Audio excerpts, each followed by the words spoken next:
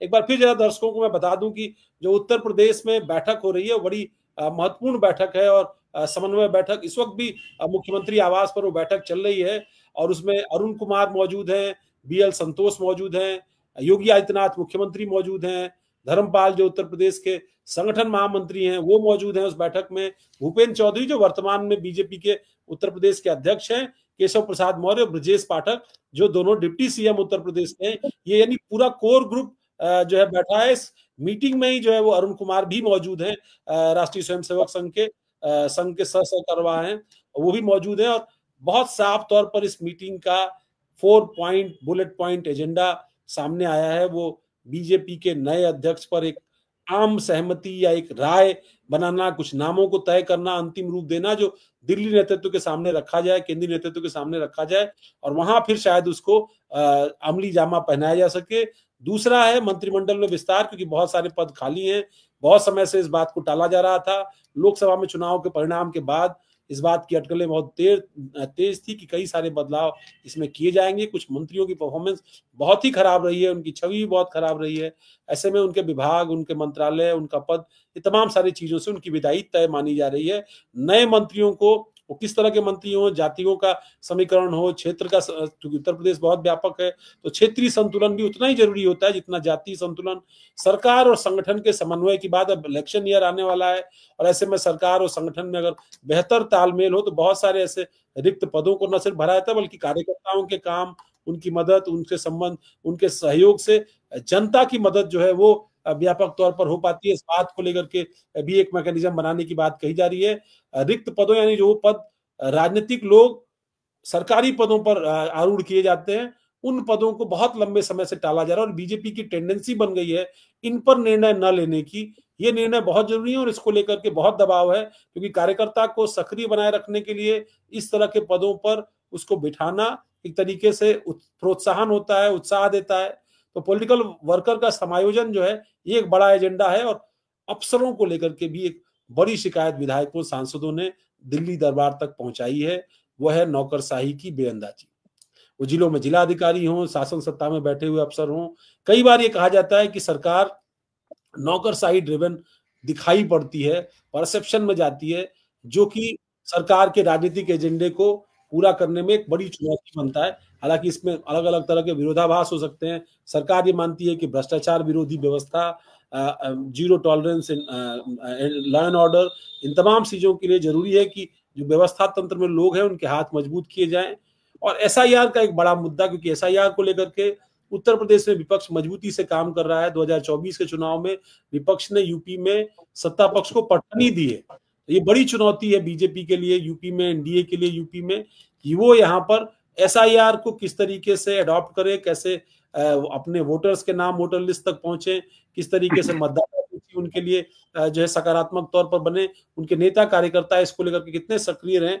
ये भी एक बड़ा मुद्दा है जिस पर आज की बैठक में चर्चा हो रही है और इसलिए पिछले 2 घंटे से ये बैठक जो है वो लगातार 5 कालीदास मार्ग पर चल रही है। बड़ी संख्या में दर्शक हमारे साथ जुड़ चुके हैं और अब तक 40,000 का आंकड़ा जो है वो करीब 45,000 का आंकड़ा आज के लाइव शो जो है पार कर चुके हैं हमारे सारे दर्शक जो आज हमको इस लाइव टेलीकास्ट में देख रहे थे।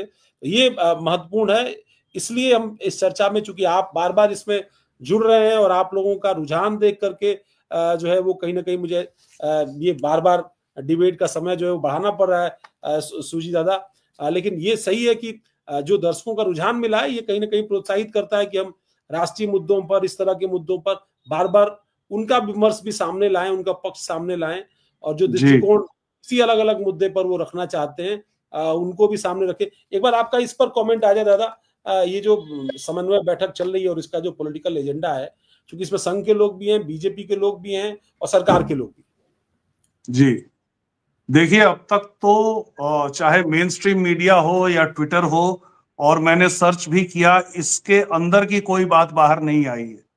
लेकिन जिस प्रकार के मुद्दे बाहर आ रहे हैं और बीएल संतोष ने वहां जाकर जिन जिन के साथ भेंट की, वो उससे ये पता चल रहा है कि सांगठनिक तौर पे बहुत गहन विमर्श हो रहा है।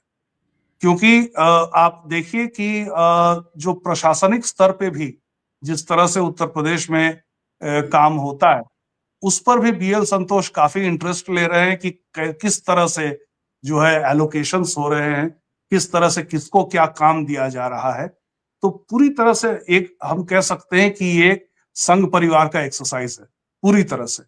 मतलब यहाँ पर सिर्फ ऊपरी निर्देश देना कि भाई ऐसे ऐसे काम होना चाहिए, वहां तक बात खत्म नहीं हो रही है।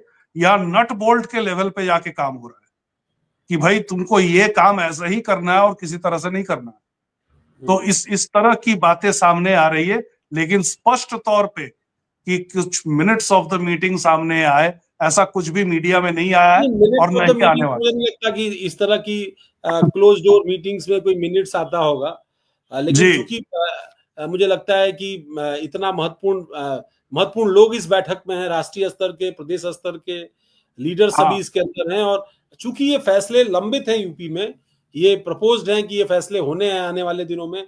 प्रदेश अध्यक्ष आपको चुनना ही पड़ेगा यूपी के अंदर, बड़ा स्टेट है, आपको मैसेज भी देना पड़ेगा कि आप क्या मैसेज देना चाहते हैं राजनीतिक तौर पर। मंत्रिमंडल में भी आपको जो स्पेसेस हैं उनको फिलअप करना पड़ेगा, क्योंकि बहुत लंबे समय से वो स्थान रिक्त हैं। आपको तमाम सारे अलग अलग वर्गों को, अलग अलग क्षेत्रों को प्रतिनिधित्व देना होता है, और प्रतिनिधित्व देना भी चाहिए। तो उस लिहाज से सरकारी कामकाज भी उससे प्रभावित होता है। और तीसरा की जो फीडबैक प्रोसेस है, मतलब एमपीज एमएलएज का जो फीडबैक है, मिनिस्टर्स का जो फीडबैक है, इसके अलावा जो संघ के प्रचारकों से फीडबैक मिलता है। आज दिन भर अरुण कुमार जब यहाँ थे तो कई सारे संघ के जो सीनियर पदाधिकारी हैं उनके साथ उनकी चर्चा हुई है। मतलब उत्तर से लेकर के दक्षिण, उत्तर प्रदेश में तो पश्चिम और पूरब है, पश्चिम पूरब से लेकर के और रुहेलखंड और बुंदेलखंड के इलाकों तक जो सभी क्षेत्रीय या प्रांतीय प्रचारक थे, वो सभी के सभी इस बैठक में हिस्सा बने थे। उन तमाम फीडबैक्स को भी लेने के बाद, उन मुद्दों को जो उनसे निकल करके आया होगा लबोलुआब, उन तमाम विषयों पर ये चर्चा जो हो रही है।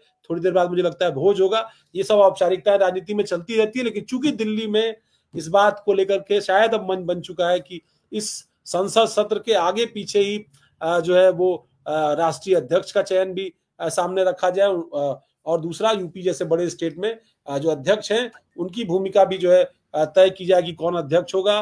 जो बाकी उहापोह की स्थिति उत्तर प्रदेश के अंदर है उसको भी बंद कर पाए, ये मुझे लगता है कि प्रमुख तौर पर एजेंडा होगा आज की चर्चा में। दादा, आपका धन्यवाद आज की चर्चा में जुड़ने के लिए। मैं थोड़ा और दर्शकों के सवाल ले लूं और उसके बाद फिर चर्चा जो है वो समाप्त कर देंगे। जो है कहीं ना कहीं खास बात यह है कि सबसे महत्वपूर्ण यूपी की राजनीति को लेकर के कि बड़ा मुश्किल होता है समझना। जब आप कुछ प्रेडिक्ट करते हैं कि कुछ होने वाला है तो कुछ नहीं होता, और जब आप ये कहते हैं कि भाई कुछ नहीं होने वाला है तो कुछ हो सकने की जो है वो संभावना सामने आ जाती है।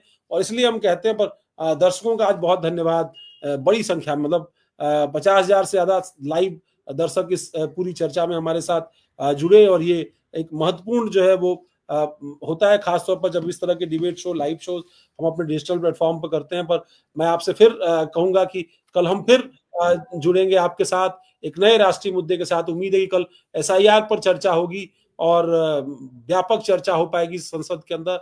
ये जो शीत युद्ध का माहौल बना हुआ है, एक तरीके से एक दूसरे के सामने सत्ता और विपक्ष है, देश के लिए एक साथ जो है वो बैठेंगे संसद में, लोकसभा के अंदर, राज्यसभा के अंदर, और इस महत्वपूर्ण विषय पर जो पूरे देश में चर्चा का विषय है। बहुत सारे बीएलओज की जान चली गई है, बहुत सारी दिक्कतें जो है वो एसआईआर के नाते अलग अलग पॉलिटिकल पार्टीज और उनके वर्कर्स को भी आई हैं।